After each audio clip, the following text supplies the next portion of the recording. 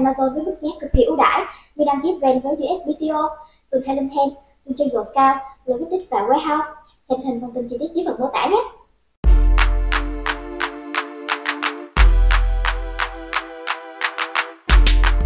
Today, we talked to an e-commerce veteran who has sold over $150 million online and exited 17 brands. He has some very unique strategies that have helped him along the way that I would say 99% of sellers aren't using. How cool is that? Pretty cool, I think.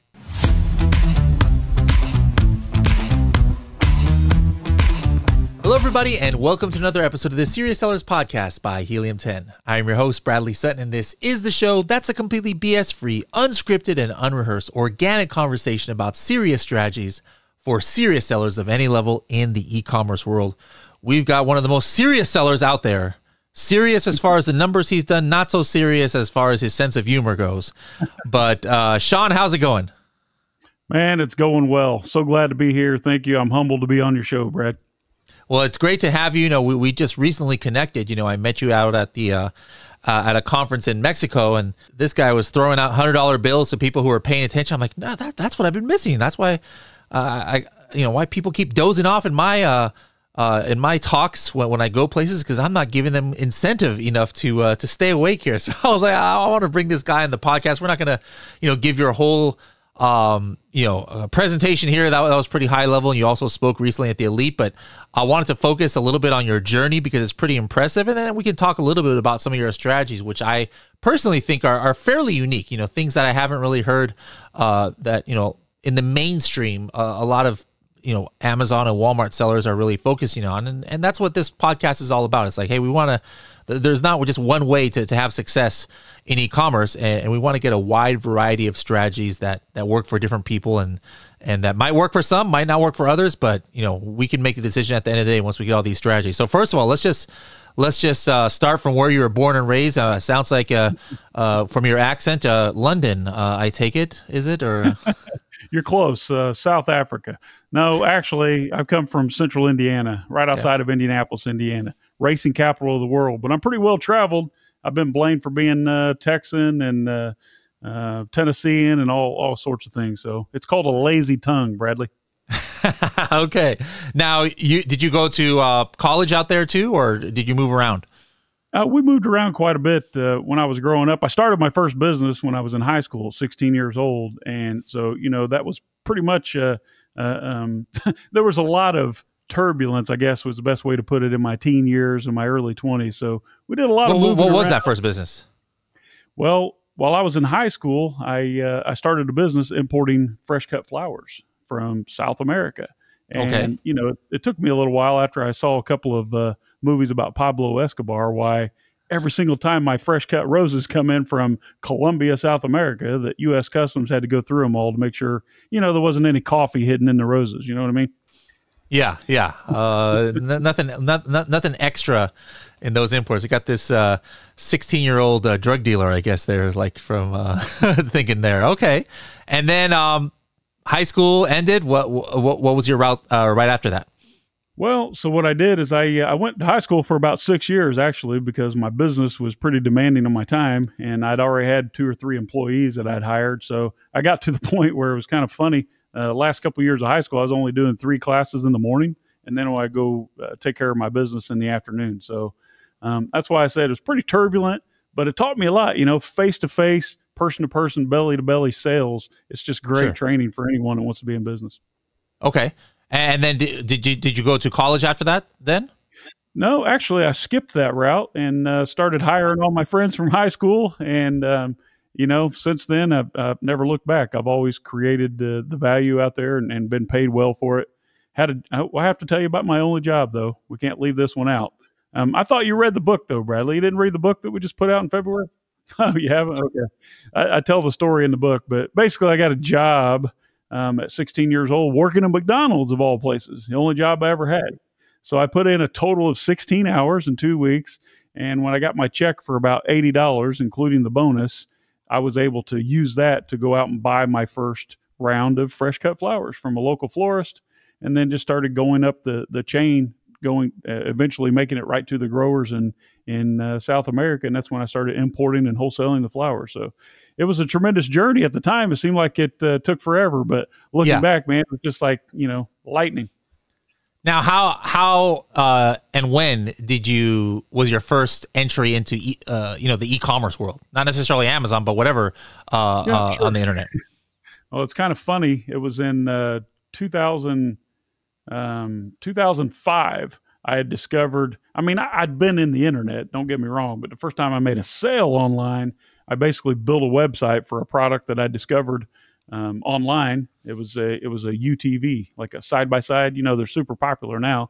A what? You go back, a UTV, a side by side, like a Rhino or a, it's like a ATV vehicle, but it's with a steering wheel. It's called a side by side. Okay. I got you. Come on, man. They don't have those in California. I'm not into the outdoor things. I just stay in my studio pretty much all day. I don't know what anything is outside of my office.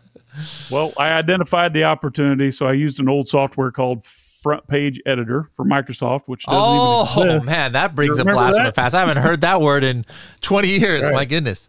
Yep. So I used Front Page, and I created what would be equivalent, Bradley, to an electronic business card with a giant toll-free number. Ugliest website you ever seen. And that was my first round with e-commerce. So basically I said, here's the product, here's the price, call to order. My phone started ringing crazy. And, eventually we were selling this $6,000 product over the phone via Google Ads and a website. And that's really how I started doing e-commerce. Okay. And then we'll fill in the gaps a little bit, but fast forward, now 2022, like how much revenue have you generated from online sales from that first venture to now? Yep. Great question. So I stopped counting when we sold our last brand that we owned, which was in April of 2020, right in the midst of COVID, of course. When I sold that last brand, we stopped counting. We were $153 million in revenue of my personal products. Okay. And that's just like in sales, or that includes revenue from the sale of your different brands and businesses you've started? No, that's sales. Okay. Yep. Excellent. Now, what was the most interesting, obviously we're going to talk about Amazon and Shopify and things, but what's the most interesting online business that you had other than the UTV there? So what were some other interesting non-Amazon and non-mainstream things that you've been into? So this is hilarious, and it's actually in my book, which I'm going to have to grab a copy and get a little cameo in there, and you're going to love the story. Okay. So I come across a product. It was called a miracle heater, an infrared heater claimed to heat 1,000 square feet for about $1 a day in electricity. So I built a quick website. At that point, I think I upgraded to Dreamweaver. This is probably 2008. Yep. I created I took some college classes in that too. You're bringing back all kinds of memories now. Yeah, way back, man. Way back when you had dial-up modem still, you'd be like, hey, could you sign off of AOL so I can make a phone call? No. Yeah. You're aging yourself here. Yep. Steve Case had it figured out for a while, didn't he? So basically I created this website and I had an idea, Bradley. I wanted to sell this product that I'd seen these other marketers selling in a face-to-face environment locally. And I tell this entire story in chapter 1. And I saw this product, and I'd always been attracted to demand, not really attracted to, software or proven out sales. If there's a demand for a product, I know I can tap into that demand instead of trying to create the demand. So what I had done, I saw this advertisement in a local newspaper about a miracle heater, this small, unremarkable looking space heater. And the claim to fame was cut your energy bill 50%, save money on heating, and heat 1,000 square feet for $1 a day. Now, I didn't go to save money on my heat. I went because the advertisement spoke to me. I've been in marketing my entire adult life, so I thought, wow, this is something. So I drive across town, and I go to this little farm store, and I noticed there were a line of people lined up. These farmers in a small community in central Indiana were buying these little so-called miracle heaters, Bradley, and paying $600-700 a piece for them and buying 2 at a time, buddy. Now, I'd been sourcing products in China since 2002, and so I'm looking at this going, holy smokes, this thing can't cost more than $100. This is a great opportunity. I raced home, wiped out my big giant HP, looked like a 31-inch screen laptop, the kind that you can heat your living room with if you run it all day. You didn't even need that other space heater then if you got one of those. Exactly. So I threw together this ugly website using Dreamweaver, And it was the same deal. It was, here's a phone number, call to order. And I put these heaters that I did not own. All right. I put these heaters on a website, and I think I did it for $379, call to order. And it was a Google ad. I mean, just simple Google ad campaign where I was targeting some basic keywords. Within a few minutes after my first ad was approved, which seems like it takes forever, back in those days, it was like, boom, my phone rings and it's a call from Nebraska. I'm like, I don't know anybody from Nebraska. They're probably trying to sell me a car warranty, right? So I let it go to voicemail. My phone rings immediately again. So I pick it up annoyed, and I'm like, what do you want? I'm busy. And this little old lady says, is this where I called to order a space heater? And I was like, holy smokes, it's working. Bradley, I quickly took her credit card over the phone using my wife's credit card system at her medical supply business, and processed a card for 3 of those heaters because that was the limit. It was like $1,400 total with sales tax and shipping. And I hung up the phone and I thought, holy cow, there's something here. So I sold $1.6 million worth of these heaters within just a few short weeks and had no inventory. So I had to take our customers' money, fly over to China, put a deal together with a factory to expedite ocean freight over to Indiana and then distribute the heaters. Obviously, we had to give a lot of refunds because it took about 9 weeks to deliver. But it was just, that was my first experience with the sheer amount of traffic available to us online. Guys, don't try and do that today. Do not make an Amazon listing when you haven't even sourced the product yet and have no idea how you're going to get it to customers. But this is still a good story, but we're not saying that this is the strategy to use for your Amazon business. But no. I like it. Any other cool stories from those days? Well, just to reiterate what you said, it was a different ball game back then. We were processing the cards, and it was all in the fine print, 6 to 8 weeks delivery and all that. Obviously, you can't get away with that today, but when I built that business for about 3 years. 2008, I sold out to private equity in 2011, had 3 young children still in diapers. And so mom and I took a vacation, and, I hung it up, retired for the second time in my life. At that point, I was 36 years old. Traveled around the country a little bit and got tired of changing diapers. So when we finally settled back in, it was August or September of 2013. And I'd started dabbling a little bit with Amazon because I'd sold my warehouse. And when I sold the warehouse, we had all this extra product. I had 90,000 square feet at the time. So I started going on Amazon as a shopper. There's always this button that's calling my name. Says sell one like it. So I finally listed a couple products, and bang, they sold. So I thought, holy cow, I'm not the only one buying on Amazon. So short story long, we're on vacation at our house in Orlando, and my kids are playing with these little rubber, like these rainbow loom rubber band bracelet making kits. Do you remember those? Yeah. So the brand name was Rainbow Loom, but they were selling on Amazon all these generic names for like $17, $19, $25. Well, being the king of sourcing, I thought, well, heck, I could probably get that for $1.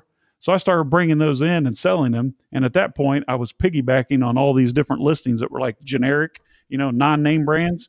And so my whole theory here, and again, I'm not advocating this. This is just from ignorance. I did this. I thought, I'm sharing this buy box with 10 other sellers. This kind of sucks. What if I could be 5 of those 10 sellers? Then I get half of the action. So I opened up all these seller accounts and started processing transactions where I was basically competing with myself, but I was owning the buy box 50% of the time. So that was how I got started in the Amazon game, but I still hadn't started taking it serious yet. Okay. All right. So at this point, were you just, was this your only kind of extra income? Obviously, you were sitting pretty from your proceeds from the previous businesses, so it's not like you needed the money. But was this your only endeavor as far as into the labor? I guess was working on Amazon, or did you have other streams of income that you were doing? Well, no, just from investments because I just exited that business a few months prior. So what happened was the guy who is now my business partner with our company, Post Purchase Pro, Seth, which I think you've met him virtually. Mm-hmm. Seth had worked as an intern in my company before I sold my marketing business. That we were doing heaters and other things, and he reaches out to me and he says, and this was probably October, November of 2013. He says, "Hey, what are you doing? I'm looking for a mentor." Man, that text was a lifesaver, Bradley, because I was bored out of my mind, man. It's like it's in my blood. I have to be productive. I can't just sit around and change diapers all day. Nothing against moms that change diapers, but I'll take my job any day, right? So Seth says, I need a mentor. And I said, well, let's meet at Starbucks for a cup of coffee tomorrow for lunch. So Seth leaves his job. He's working in a cubicle at Simon Properties there in Indianapolis. And he meets me at Starbucks. So I pull out my laptop and I proceeded to embarrassingly tell him that now I'm selling rubber bands out of my garage. And I've done about $250,000 in sales, in the last couple of months with these rubber bands. And it was embarrassing because when he worked for me, I had 140 employees, 90,000 square feet. We're doing a couple 100,000 a day in revenue.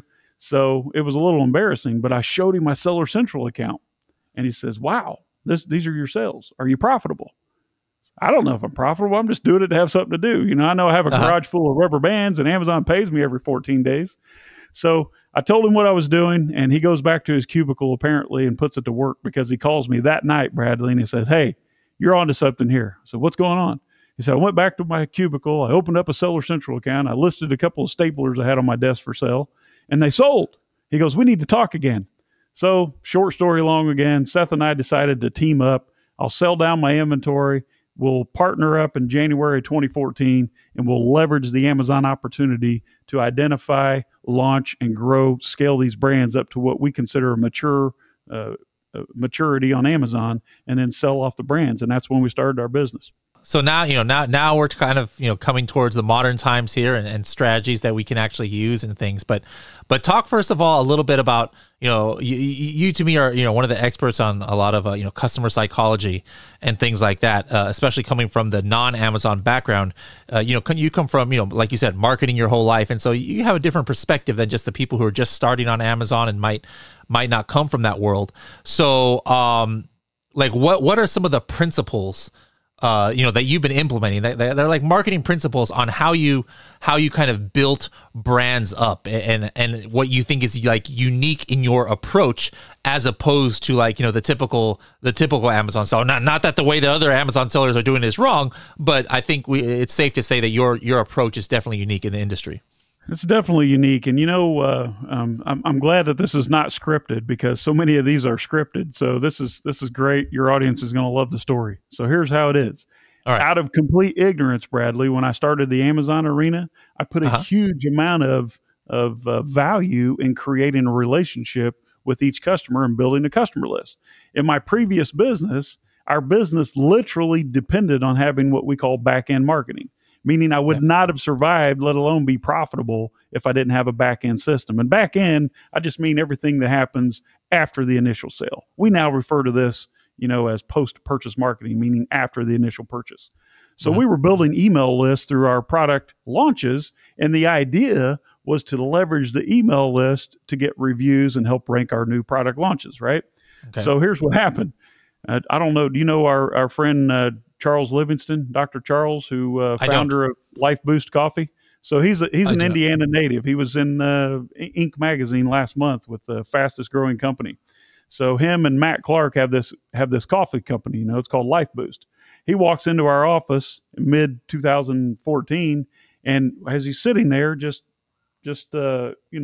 minding his own business while we're getting ready to do lunch, he noticed this big pile of warranty registration cards, postcards, sitting on the desk, like in the reception area, because we actually had a physical office back then with employees and everything.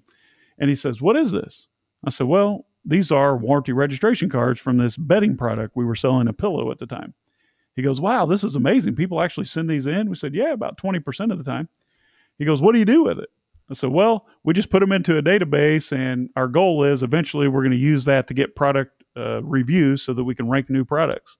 He almost slaps me right in the spot. He goes, "Are you nuts?" So, "What do you mean, Charlie?" He said, "Do you realize how valuable these email addresses are?" And I said, "No." "Talk to me. What do you mean here?" He goes, "Dude, my entire business is built on email marketing and follow-ups because they have a continuity program. It's a coffee membership." Yep. He goes, "These emails are just the most valuable asset that you can have in this business." I said, "Well, what do I do with it?" He goes, "Don't worry about it. I'm going to show you." So Charlie goes out. He creates our very first brand avatar known as the Sleepy Panda. You can look it up. Original Bamboo Pillow is the brand name. He creates a Sleepy Panda that's hanging out on a bamboo tree or a bamboo bush or whatever you call it. And he sends out this one email. All right. He just completely does it for us. He's a cool guy. So the next day after he sent the email, apparently I'd forgotten about it. I said, okay, just go do it, Charlie. So I'm boarding a plane in Atlanta, Georgia, of all places, like everything goes through Atlanta. And Seth calls me, my partner. He goes, man, what did you do? I said, what are you talking about? He goes, log into the Seller Central app. So I pull up the Seller Central or Seller app on my phone, and it's blowing up. I mean, the sales were just spiking. I mean, a product that does $600-700 a day now has done $20,000 in like the first hour. He goes, what did you do different? I was like, I didn't do anything. Shut the account down. We probably got hacked. Something's wrong. I said, what are you guys doing different? He goes, well, the only thing I can think of is Charlie. I think he sent out an email about the Sleepy Panda. And sure enough, Charlie's email did over 20 grand in sales the very first send. And the list, Bradley, was only 25,000 people. So 25,000 person list from a warranty registration created an additional more than $20,000 in revenue on our Amazon account, like immediately with one send. Obviously, I was sold. Anh chị đang bán hàng trên Amazon.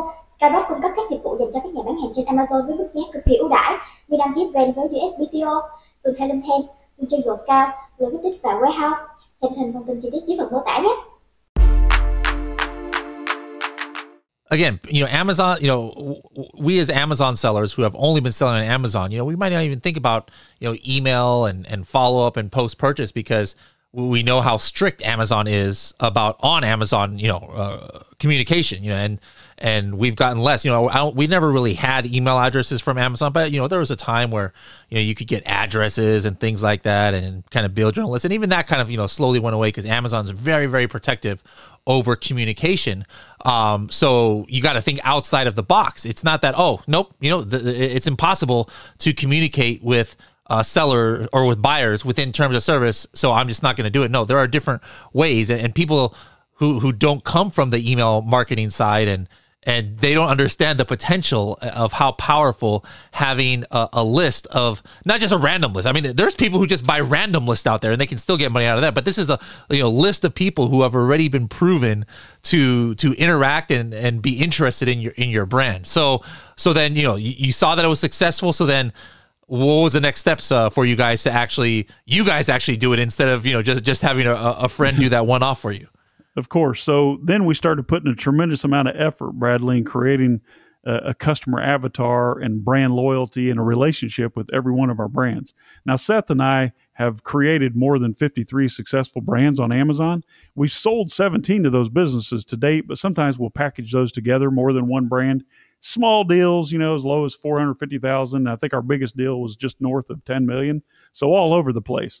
So what made those businesses so valuable so quickly and so successful was the fact that we discovered, and you're ready for this, 41% of every dollar that we sold on Amazon came directly from our efforts to our existing customers, our post-purchase marketing efforts. So obviously we put a lot of effort into doing that. And so Seth and I, because we've always liked to give and train and share the opportunity, we started the local meetup group in Indianapolis. It used to be called Amazon Sellers Alliance, but I turned it over to someone else. I think they've changed the name since then. So we started sharing this opportunity, and a lot of people are saying the exact same thing that you alluded to there. Well, you're not allowed to speak to your Amazon customers. Well, that's not true. You're not allowed to reach out to your Amazon customers and market to them through the Amazon platform.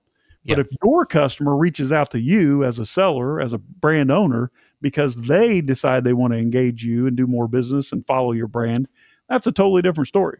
And that's why, I would challenge you, Bradley, to find any consumer packaged product for sale on Amazon, any national name brand that doesn't have some contact information, either in or on the packaging, if not both.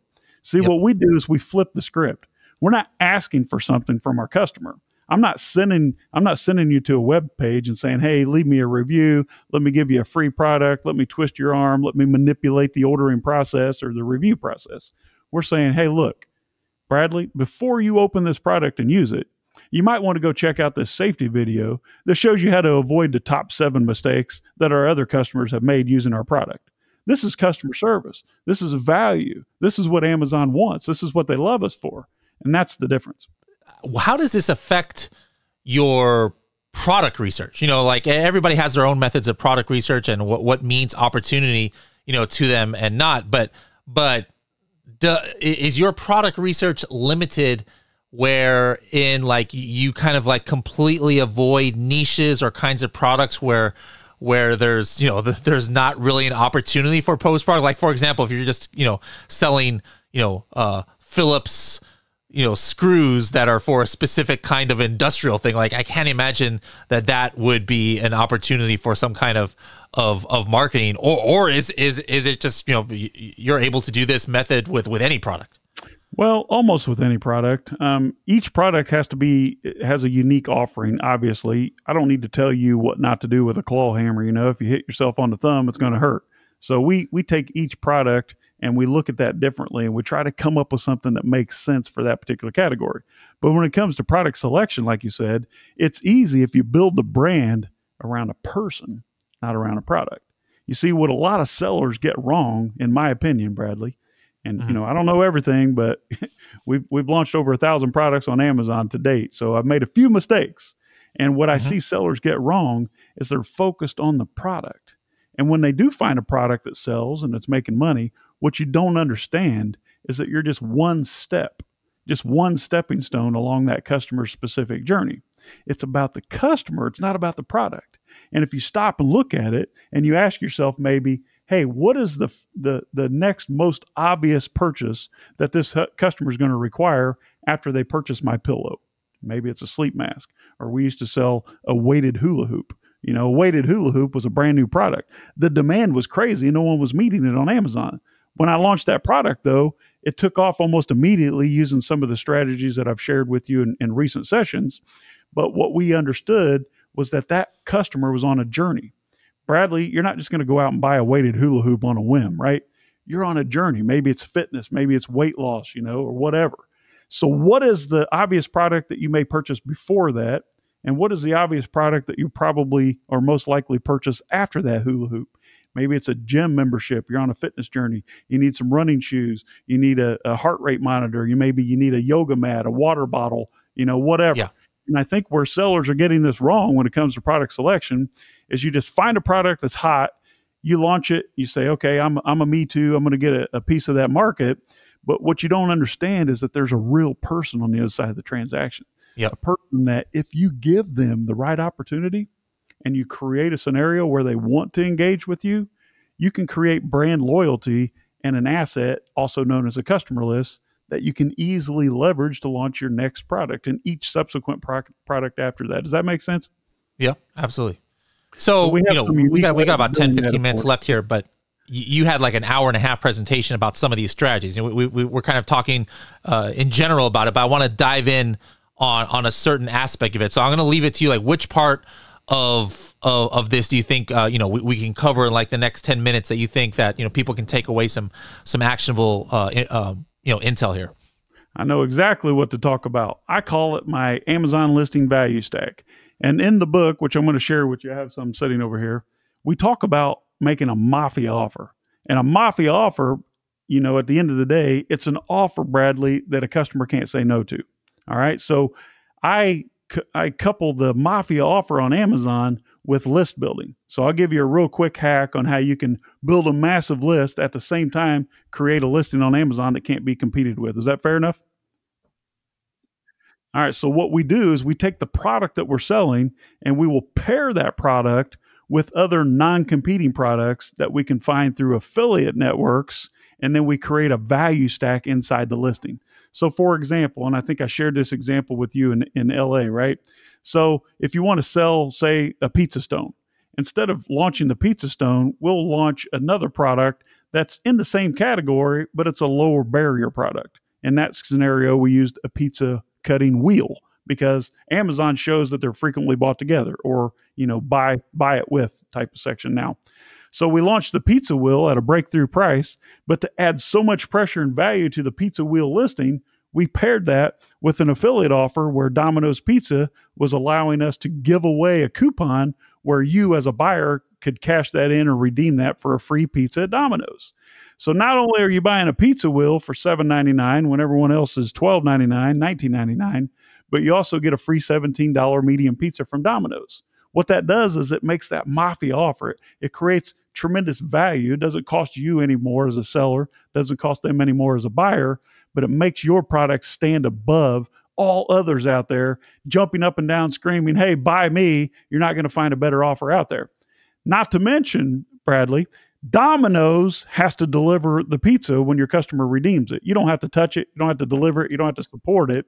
And then Domino's pays you $1, $2, or $3 as an affiliate commission for helping them build their marketing list. Here's where it gets beautiful. How does your customer get the free pizza? Well, you have what we call an attention-getting marketing device that rides along inside of your pizza cutter or whatever you're selling and says, hey, you qualify for this free gift, whatever that gift is. Scan the QR code, text here, or go to this URL to claim. So that URL takes them to your landing page that you've created where the customer can't just grab his coupon code. He's got to opt in with a phone number or an email address, whatever makes sense for your business. And then that redemption code is then sent by email. So the next page says, hey, we've just sent you an important email, Bradley. Go check your inbox. This is what it looks like. So you go to your inbox, you grab your redemption code. Next time you're out, you drive by a Domino's, you stop in, you redeem that coupon for a free pizza. What did we gain? We gained you as a conversion, a click-through and a conversion on Amazon to spike our ranking and our sales velocity, right? We're showing Amazon that we're important, that we're relevant, that we're trustworthy, and that our listing is converting. Number two, we collect your email address. Now we can market other pizza products along your customer journey. And then Domino's, as a customer, you get a free pizza, which is tremendous value, and Domino's collects you as a customer for their marketing list. Everyone wins, and those less savvy sellers out there are left in the cold wondering how in the heck you beat them at their own game with the same product at a lower price. They'll never know, but only you and I know the secret, right? The process, if we were to break it step by step, like if we're thinking about the product research or initial research to find out what is going to be your main product, maybe the product that you find is that pizza stone. But then instead of just going in and launching that, what you do is you take a step back and say, all right, what is maybe more of an entry level product, that people who would be interested in this pizza stone would be interested in. That's where you go with that pizza cutter. And then that one, at that point, you launch that first, but you're not trying to make money. What you're doing is you're trying to get brand followers and gather email addresses. And then so after you decide what that secondary product is, now you go maybe bring in some kind of offer from outside, like you said, the free Domino's pizza, bundle it. And then by the time you build up, your list and have, have a good customer list, now at that point is when you are ready to launch your original product research, which is that pizza stone. Exactly. And now with the pizza stone, are you still doing any kind of bundle, or at this point you're just fine offering the pizza stone because you've got this list of customers? Well, we've identified the pizza stone, Bradley, as a possible opportunity. That's a massive opportunity on Amazon, but the problem is it's highly competitive, it's heavy, it's high MOQ, it's just high barrier to entry. So the idea is to take a step backwards and find something that's easier, get some low-hanging fruit, generate a ton of sales, and then for those opt-ins, you use those opt-ins to launch the pizza stone. With that pillow business we talked about earlier, we sold that. When we launched that pillow, we didn't start with the pillow, we started with a sleep mask. Cheap cut and sew product that we sold for like $4.99. We sold 250,000 sleep masks so that we generated a buyer list of 50,000 because we had about 20% opt-ins on our landing page. So now we have 50,000 customers who already know, like, and trust us. That's who we launched the pillow to. This works every single time. It's what all the big companies are doing. There's a reason why does McDonald's want you to download their smartphone app? Why does Burger King want you to download their app? They don't want to give you a free Whopper. What they want to do is market to you in the most personal way possible, and that's your phone. It's in your pocket. Now, some people might hear a number that you just threw out there about 20% opt-in rate and call some of my initials BS on that. Like, that might not seem reasonable to some. So obviously that's not random. You guys have some techniques you're using. How in the world are you in this day? Like me personally, I don't opt in to almost anything. I barely look at the package I get and Amazon and a lot of my follow-up, people are following up, I don't really look at many of those. So my percentage personally as a buyer is definitely not 20% of whatever people are trying to get me to do something. I'm doing it. So how in the world are you guys able to maintain product after product a 20% opt-in rate? You make a mafia offer. So let me ask you, you were with me in Mexico, right? There were 38 people in that room when I made the offer. All right. 3 of them were AV people. So that leaves 35. All right. Including my guys. How many opt-ins do you think I got when I made the offer? Did you opt into my offer? You gave me the book already, so I didn't have to opt in on it. We had 30, actually it was more than that. No, it was. We had 34 opt-ins. You're going to make me go to Sin Lane and so more than 20%. You had like 90%. Yes. It's all about the offer. Here's what you have to do. You have to make an offer that screams, hey, this is too good to be true. You better jump on it. It's going away tomorrow. If you'll remember when I made the offer in that presentation, I said, what you're seeing right here, you're never going to see again. In fact, we're removing these slides from the presentation, Talal. He said, yes, I'll do that. I remember that. Scan the QR code, look in the room. Were you in there? Every single person had their phone out. There are 2 people in that room who didn't opt in. I'm still looking for them if you figure out who they are. Uh-huh. You got to make an offer that's about the customer. You have to make an offer that says, hey, this is tremendous value. You can't pass it up. It's not about you, the seller. This is about them, the buyer. What's in it for them? I don't know if you're giving away a VIP package, if you're opting into an extended warranty, if you're showing me how to use the product, how not to use the product. It has to be strategic. It's not one size fits all. Every single product, every offer is unique. One thing that I noticed, that also helps is not just the offer, but sometimes maybe they don't even see the offer. There's a percentage of people who just like, hey, I'm just looking at the title. Here's the price. I just need this product. I'm going to get it. I didn't even realize they're offering a free Domino's or something. But you guys are doing some pretty unique things on your insert cards where you showed me a couple of insert cards. Like I was like, how is this even a thing? I didn't even know this is a thing. I have a pile of them right here. Would you like to see? Well, just describe it. Most of our listeners, there's a few who are watching this on YouTube, but most are just listening. So if you can just kind of like verbally describe what some of these are. Well, first of all, don't call it a product insert. There's so many Facebook groups out there that give product inserts a bad name. Oh, I heard about a guy who heard about a guy who heard about a gal who got her account shut down. Well, yeah, dummy. They're asking for reviews in a product insert. That's a no-no.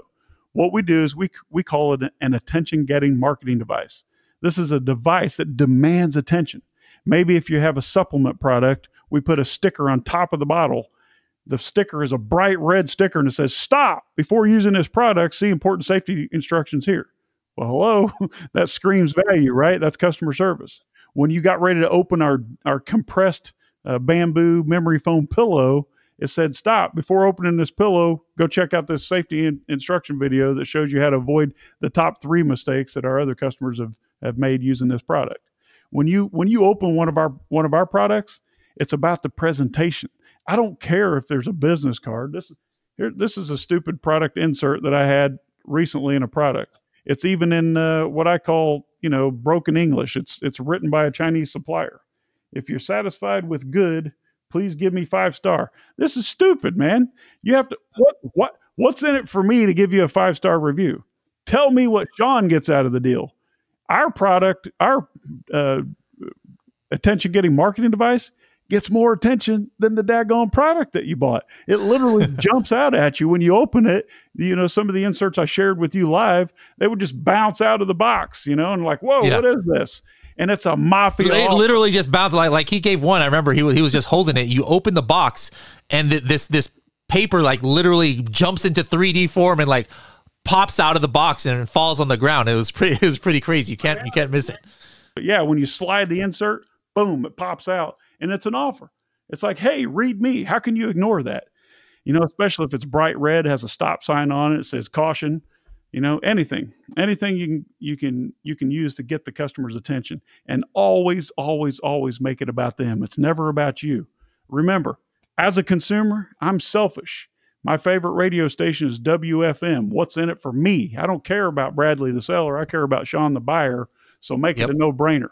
I love it. Are you know what? We have a lot of Helium 10 users, obviously, who listen and they're familiar, maybe not familiar with our tool called Portals. And so that's our landing page builder. And we also have a follow-up tool. And so what I'd like to do, Sean, I want to connect you with some of our product managers. Let's see if we can get like a template that, and sometimes we put somebody's name on it. Like there's a couple people from the space who actually have their name on our tool on some of these templates. We're going to have the Sean Hart template on maybe, insert or on a follow-up, and let's connect you guys after this call and see how Helium 10 can help with this process, because this is something I would venture to say 99% of sellers are not using some of these strategies you're talking about.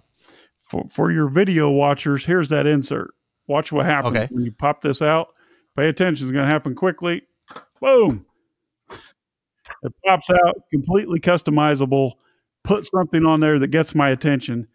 Screams opt in because I'm going to get tremendous value. So that was for your video watchers. You talked about that offer that you had for Mexico, and then I saw you had one also for our Elite workshop. You got anything for our listeners today, so we can like put what we're talking about in practice here? Absolutely. First of all, I want you, Bradley, to finish this book, Private Label Millionaire Secrets, because as soon as you now that I had you on the podcast, like people think it's BS that I say, oh yeah, this is unscripted and like I don't want to know these things before. Like obviously I knew a lot about what you talk about just because I was there, but I'm like I want to stop there because I want to find out stuff. And today I found out stuff that I wouldn't have known, or I would have already known about if I had read the book, but now I got to learn about it with everybody else. But yeah, now that you've been on the podcast, now I can actually sit down and read the book. So you're giving people opportunity also to read the book. Yep. Yeah. Read the book. I mean, it's cheap. It's 99 cents on Kindle, $3.99 paperback. We didn't do it for the money. It's just a tremendous value. It's my magnum opus when it comes to writing. My first book stinks, so this one's great. So I have something special for your listeners. First of all, my partner and I, we do a weekly podcast published every Monday. It's called the Post-Purchase Podcast, where we talk specifically about strategies that we've used to build our businesses, and more specifically, how we use post-purchase marketing, like we're talking about here today, to build a list and things like that. So you can find that on any of the platforms, Post-Purchase Podcast. Now, for anyone listening today, all right, I'll allow you to watch a complete video walkthrough of what I call the Amazon listing value stack, and 3 more secret strategies that's helped my partner and I hit 1 million in sales within the first 18 months of starting out on Amazon. We didn't take any formal courses or anything. We created all this stuff on our own. I've still not purchased an Amazon seller course. So you're going to love it. You can get that at postpurchasepro.com/Brad. And these are, like I said, the Amazon listing value stack, which we alluded to earlier. You get an in-depth view of that, as well as 3 other core strategies. That's really been the cornerstone of our success at postpurchasepro.com/BRAD for Brad. I love it. All right. So guys, this is great stuff. Hopefully Sean is coming out to Sell and Scale, and you'll see me. He's kind of hard to miss. He's about 7'7". You can definitely, hit him up. He's got the Post-Purchase Pro shirt wherever he goes. So hit him up for more of these strategies. Now, one last thing I just wanted to kind of mention here, you brought your, is it 15-year-old son, 14, 15? Son, Cash, yeah. 15-year-old son, with you on some of these trips, and have mentioned that he's running now his own businesses online. So number one, how did you get him interested at a young age? Yep. To like even want to start his own business, and like what advice can you give to other parents out there who like Amazon sellers, they want to get their family interested in these things too, but it's not always like my kids couldn't care less about. I mean, I make them work and put FBA labels and stuff like that, but it's not something they're really passionate about. But how do you get your kids interested in becoming entrepreneurs? Well, it's not something that comes natural. I actually have 4 children, 3 younger ones. Cash is the oldest of the younger batch. He's 15. And I think this is the big mistake that I see other parents make, is we're not willing to take our children out and put them in the mix. Like you see, I brought my son to Mexico. I brought him to LA to meet you. I've taken him to China 3 times. We used to do the China trips. I had this kid writing purchase orders at 11 years old, buying product, regardless of whether they sell or not, just for the game of it. And the secret, I don't tell my son this, he doesn't even care about the money. The money is irrelevant to him. He wants to be in the game. He wants to create value and prove that he can create funnels. This kid's doing SMS text marketing. He's doing back-end email marketing. He's building massive lists with his physical products business. And he doesn't care he doesn't put any effort in making money. To him, it's just a passion. So I think it lives in him because I've exposed him to people like you, Bradley, and other amazing, brilliant entrepreneurs out there. And he sees what's going on. So for him, it's normal. It's normal for a kid that doesn't grow up around that. it looks strange. It's foreign to them. Like he's going out here trying to raise $500,000 from a local investor, not because he needs the money. It's because he wants the challenge. And Bradley, he just doesn't know that he's not supposed to go ask for $500,000 from a local investor. He just doesn't know any better. And I love it. I love watching him grow. As you can see, I'm just crazy proud of him. And so my advice is put him in the mix. A lot of people won't even take the kids to events. They leave them with a babysitter. I'm with mine 24/7, man, around the clock. He's actually right outside the door there watching me do this. I love it. I love it. All right. Well, Sean, thank you for so much for bringing your value and the unique viewpoints and strategies. And one more time, what's the link and how people can find you on the interwebs and get that offer from you guys? The number I want to leave you with, Bradley, is 41%. Historically, of $153 million that we sold on Amazon, 41 cents of every dollar came from doing post-purchase marketing with a customer list. You can get all this information at postpurchasepro.com/Brad. There's only one hiccup. We just ask for an email address because we want to give you ongoing value. Opt out anytime you want. But I put that together especially for you and your audience here, and I cannot thank you enough. My heart goes out to the entire community. I love what you're doing here. We'll support you any way we can. I'd love to come back, Bradley. Thanks. I appreciate it. All right. We'll see you later, Sean. Hopefully in September.